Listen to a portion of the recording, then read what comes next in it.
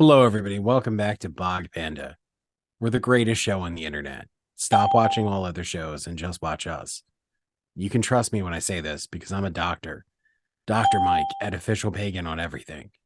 Joining me, as always, is my medical assistant. Incorrect. But I am Mike's YouTube assistant, and I'm Kelly at KELLYTHUL on social media. And you are at the Bog Panda. I don't know if it's the greatest thing on YouTube, but it's the It thing on is. YouTube. It's the thing you probably should subscribe to. It's And one it's of the great. things on YouTube. One of the things on YouTube. And if you're not subscribed, easily resolved. It's a very low cost option to subscribe. Speaking of low cost, the how about a daily podcast that just happens to be the world's shortest podcast? How much would you pay for that? How about $0? Buy your included in your subscription to Bog Panda is access to Hard No, the world's shortest podcast, updates daily, seventh day free, just like the previous six, every week. And while you're doing all that good stuff, and dazzled by Mike and my wonderful pitches for the channel so far, you say, what can I do to be closer to this group? You can go to our merch store and buy one of our many t-shirts that are out there, including I have big monster hands and don't look at the monsters and these types of things. Not everyone has the word monster in it, by the way. You should check it out. There are many shirts. If you like the word monster, though, there is a couple that do. Yep. Aggressively Bad. There's another one that is monster free and a good one. So lots of shirts out there. And we're working out a Beat 'em and Eat 'em one. So stay tuned for that. Pay attention to the lie counter, folks. So today, I swear this, for anybody who's new here, this isn't just a show about Atari and Doom. Sometimes it feels like it is, though. It's Alice Cooper playing Doom on an Atari is our show. Which he could on the Atari Jaguar, which is a great version of Doom, but I There you go. digress. And a great system. If you disagree, you're wrong.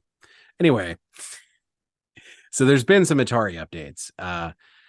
As we mentioned on a previous episode, the Atari 2600 Plus was announced. This is different than the My Arcade plug-and-play system that's coming out. This is an actual Atari 2600 with an HDMI port on it that's going to play Atari 2600 cartridges. And it's coming with a multi-game cartridge. Some other cartridges were already announced. And now they're announcing some new games as well. Kelly actually brought this to my attention. Now, we had already spoken about they had done some really expensive reissues of classic games like Yars' Revenge and Haunted House, clocking in at $100 a piece, was it? Yeah. And there was for the low price of between 900 to 1,000, you could have got this fine 50th anniversary box set of a lot of these. But yeah, they were low. But now you have a fresh new way to play that. Kelly's not interested in this, just to catch everybody up, because he has a working 2600. I don't, though. So this is something I'm potentially interested in. Now, does the fact that there are some new games coming forward as well, does that sweeten the pot for you at all? Well, I'm assuming they're going to play on my telegames, and so long as it continues to work on my OG hardware, I'm like, I'll just stick with it. I mean, I do forego 7,800 games, but I have emulation options for those, and so although I have in the past talked about it, I need to just kind of bathe the house in things Atari and have other so maybe at some point I could kind of go that way. Certainly between the option of the My Arcade or the 2600 Plus. 2600 Plus is more intriguing for me on that. But so Save Mary is the new release. You can get a silver edition for $60. And that's a lot for an Atari cartridge. But because even though it was done in modern times as opposed to the early ages, it's still Atari 2600 horsepower. So It's going to be not quite the resolution that you're used to, or sprite density. So, but it looks pretty cool. It looks pretty sharp in terms of kind of like in a canyon, trying to get out for water fills up and all that. So it looks like a pretty cool game. But I'm not sure. I do think I want to look deeper into the homebrew market in general for 2600s.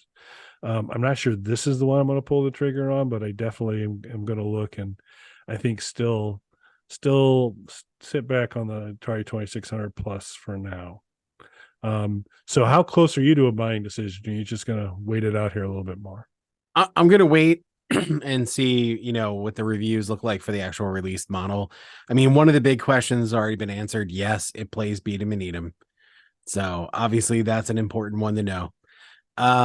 Beyond that, though, I do kind of want to see what happens, especially with homebrew games, how it works with those, because that's going to be a big factor for me.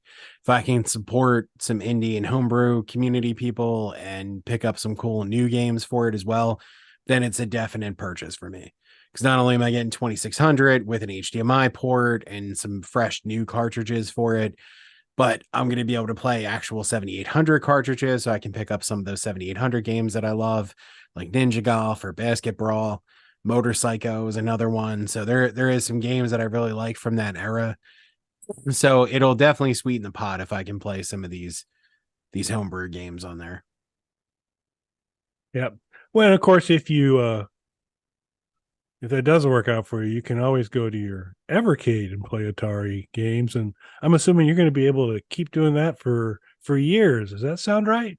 One would think so, given that there are a number of Evercade cartridges out, but turns out with these all these developments going on with Atari, Evercade is ending their relationship with Atari, and they released a nice Dear John letter to the public, basically explaining that their licensing is coming up. They're not looking to renew that, and they even slipped in a little mention of how Atari themselves are entering the retro gaming space, and that maybe we'll see some other stuff from them on Evercade in the future. But it does seem like this is a direct response. I mean, the timing, of course, if their licensing was coming up, it's coming up, but obviously this letter does seem to be a direct response to the 2600 plus, which we mentioned when we talked about it before, that it seems like they were influenced by Evercade to do this to begin with. Yeah, but a less flexible Evercade copy, because Yeah. it's like, we're going to limit you to a couple catalogs on Atari, and we're not going to have the door open for Jaguar emulation on the 2600 plus. So it does bring back cartridge dependence, so you get that. But that's going to be a hard thing to sell. But yeah, we'll have to see how it all kind of plays out. But it was, I mean, so since they're ending their relationship, what does that do to the previously issued cartridges? Are they just no longer going to be available? Correct. Yeah, they're going out of print, which was one of the other things it mentioned in there. Those cartridges are being retired, so which of course is just going to drive up the value of them. So most, for anybody who's not familiar, most Evercade cartridges launch at around $20, and then usually in quick order they go up a little, around 25 to 30, as they start to run through cartridges. Um, if it's something that's harder to get, you'll see it pop up a lot in price.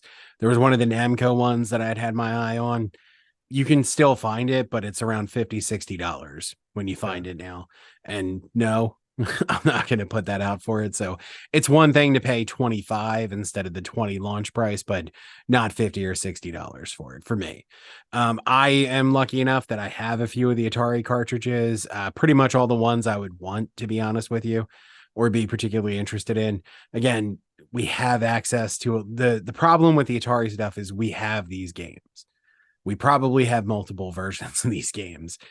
We both have Atari Fight Sticks, which is an amazing platform, and that's loaded with Atari games. We have Super Console X. We have access to it through at games for the Legends Arcade and all the other emulator platforms that there are. So we have these games. So you really have to kind of in my opinion. You really have to kind of offer something extra with it. One of the cool things that Evercade did, especially with the Atari license, was bring Atari Lynx games out in an Yeah. official release, because that's something Atari themselves haven't done. Yeah, and continue even with their new deliveries and the new stuff that's kind of coming out. There's still no Jaguar, no Lynx options, which just continues to strike me as a huge opportunity loss. I mean, the amazingness of the 50th anniversary software or delivery. That's just cross section. You get every little bit of Atari, all the way up to Jaguar, and it that if you're an Atari fan, that's a great way to go, because you get a chance to really sample a lot of stuff. So, yeah, it will be interesting to see the Save Mary. This will be, I think it's somewhat of a similar angle. The scarcity idea comes up a lot because I think they're only doing like 500 of the Save Marys, so you'll that price point will do nothing but go up in terms of, depending how well it goes over, I guess. But if it's another ET, maybe not. But I don't doesn't look like it's gonna be another ET. So No. it's pretty well done. Yeah, yeah, and we had talked beginning of the show that I was, still pretty kind of cool to the 2600 plus, mostly because I think if there's another console coming in here, it's gonna rhyme with Evercade. Exactly. It's gonna sound exactly like It's the gonna word sound Evercade. exactly like Evercade. So Yeah, I've been on the Evercade bandwagon for a while, and it's a great platform. The cartridges are fun, great booklets. The boxes look nice. They're small.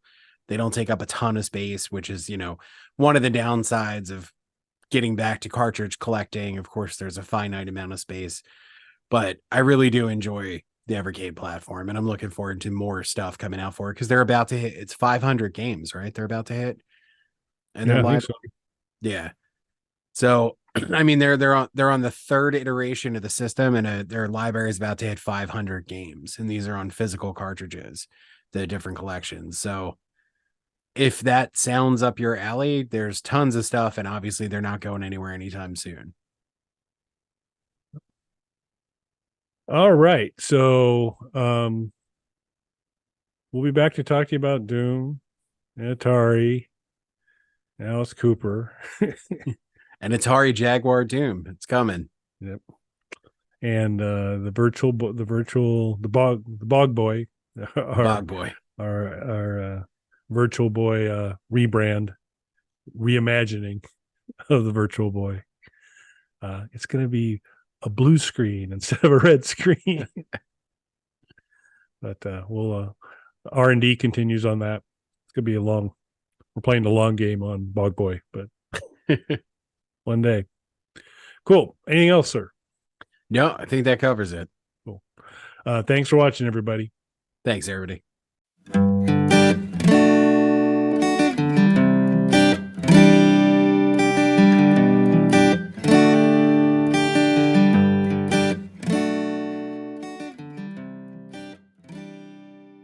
Bog Panda.